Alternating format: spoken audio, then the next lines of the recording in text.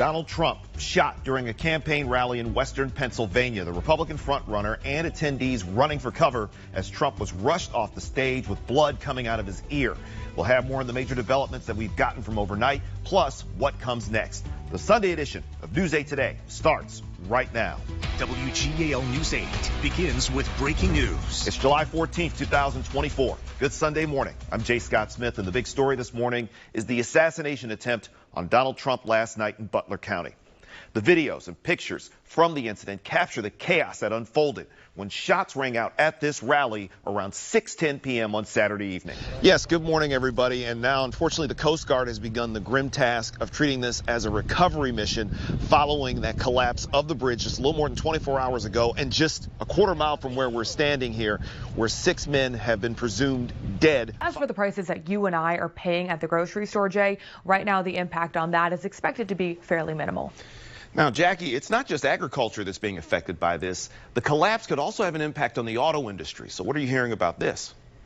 Yeah, that's right. The Port of Baltimore is the #1 automobile port in the country. Investigation continues into the assassination attempt on Donald Trump. We'll have live team coverage with up-to-date details on the investigation, the political impact, and the dismissed classified documents. And with the Republican National Convention starting on Monday in Milwaukee, some conservative groups have started planning a very controversial agenda for a potential second Trump administration. This plan is known as Project 2025. Yeah, good morning, Caitlin and Matt. Good morning, everybody. And actually, as you can see here, off to this side, the crews are actually working on extricating this truck from this front yard. Now, there are growing concerns in the state of Florida about an outbreak of measles, a disease that vaccines had largely eradicated at the turn of this century, as they have put out more than a dozen pallets of food boxes that are going to be heading out to needy families starting next week. And as for coats, they've already donated nearly 300 of them from this Salvation Army in the last month.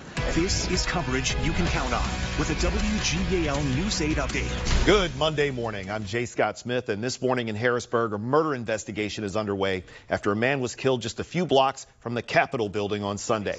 But starting next year, the new cashless mode of getting your tolls paid here on the turnpike is going to make these toll booths over my shoulder a thing of the past. It's been more than 48 hours since a massive fire took down this factory here in Stewartstown, and it's left fire officials scrambling to describe what they've seen.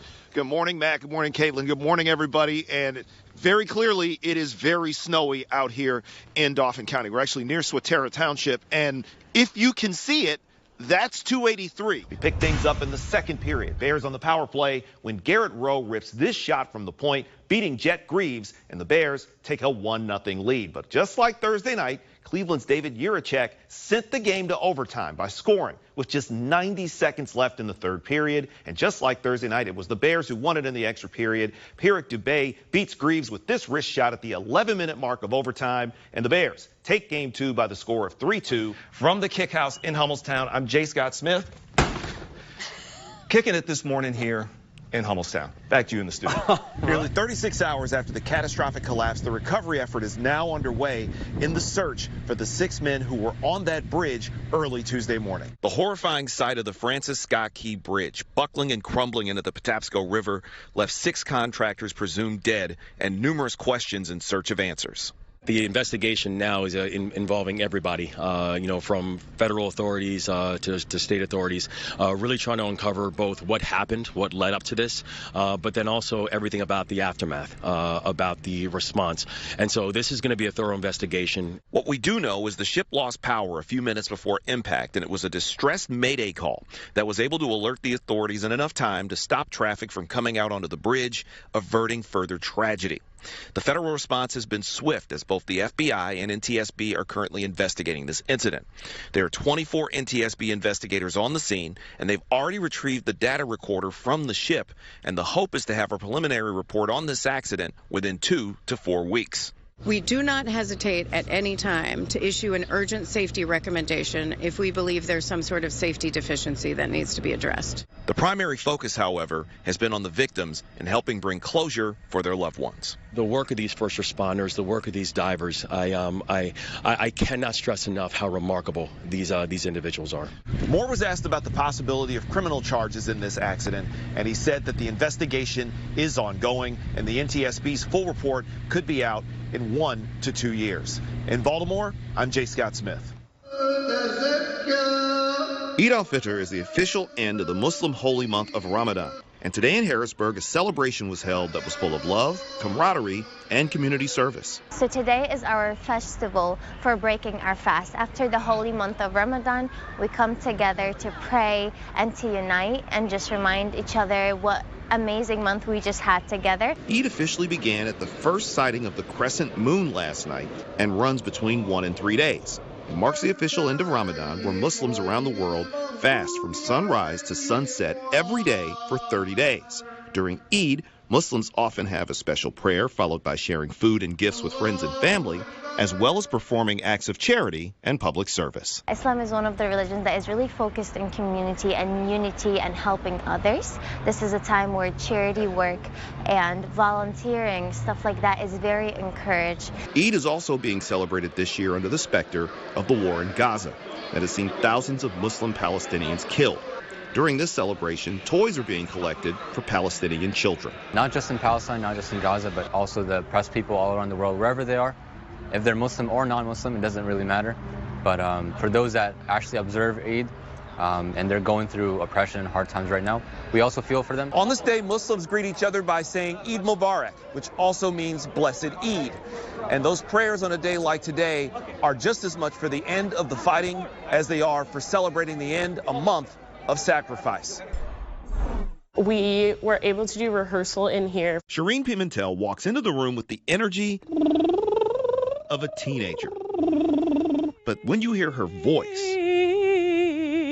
it's the sound of a trained performer who spent the vast majority of her 25 years on Earth on the stage. Actually, when I was 3 years old was when it started. My parents put me in dance class at that time. And from 3 to 9, I did dance class incessantly. By the time I had auditioned for The Lion King, I was dancing 5 times a week at 2 different dance schools. It was not the same tune I remembered. Shireen, who is currently starring in It Happened in Key West at the Fulton Theater, has been performing since she was 3 years old.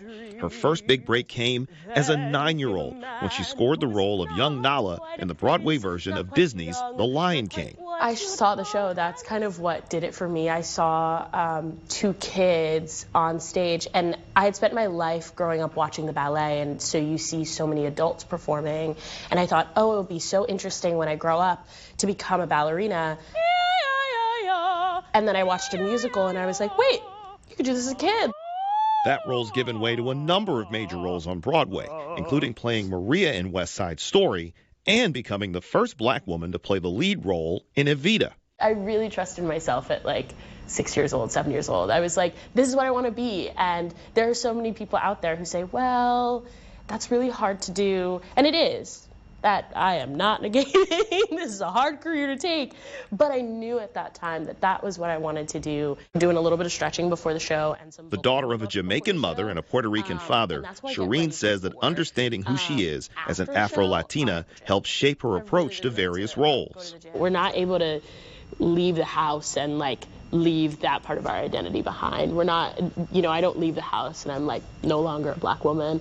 And so I know that the steps I take and the steps I take in my career, in my own life, in the rehearsal room, everything is kind of a reflection on myself, but also shows other kids.